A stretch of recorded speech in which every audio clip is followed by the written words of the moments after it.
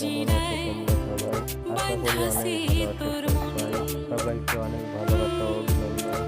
আমার একটু প্রবলেম হয়েছে, এখন ডাক্তারের কাছে যাচ্ছিলাম, একটু চেক আপ করতে,